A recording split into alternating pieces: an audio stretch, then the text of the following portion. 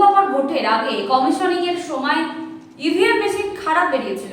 এবার ঠিক একেবারে ভোটের দিন ধূপগুড়ির 15 এবং 146 নম্বর বুথে ইভিএম মেশিন খারাপ থাকায় ভোটারদের দীর্ঘক্ষণ লাইনে দাঁড়িয়ে থাকতে হয়।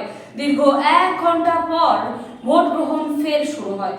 ভোটের ডিউটি চলাকালীন মৃত্যু হলো এক কেন্দ্রীয় বাহিনীর ডিউটিরত অফিসারের। জানা গিয়েছে মৃত ওই জওয়ানের নাম নীলেশ কুমার নীলু, বয়স 42। তিনি বিহারের বাসিন্দা। ভোট কেন্দ্রে হঠাৎই অসুস্থ হয়ে পড়েন তিনি।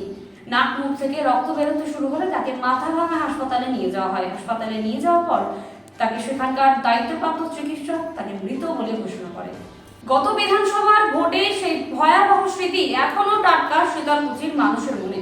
আজ বাংলাতেও প্রথম দফার 3 আসনে ভোট, তবে তার আগে গতকাল রাত থেকে ফের উত্তপ্ত শীতলকুচি।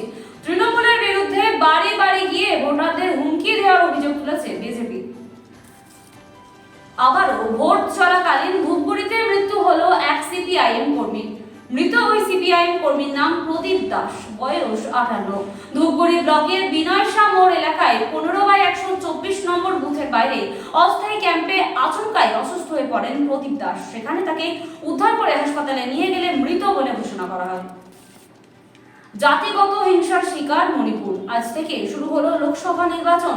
সেই নির্বাচনী আবহে গুলি চলল। নিরাপত্তায় মুড়ে রাখা বুথ লক্ষ্য করে গুলি চলে। পুলিশ বন্দুকবাজদের খোঁজে তল্লাশি শুরু করেছে। এখন এই পর্যন্ত ফিরে আসছি পরবর্তী খবর নিয়ে।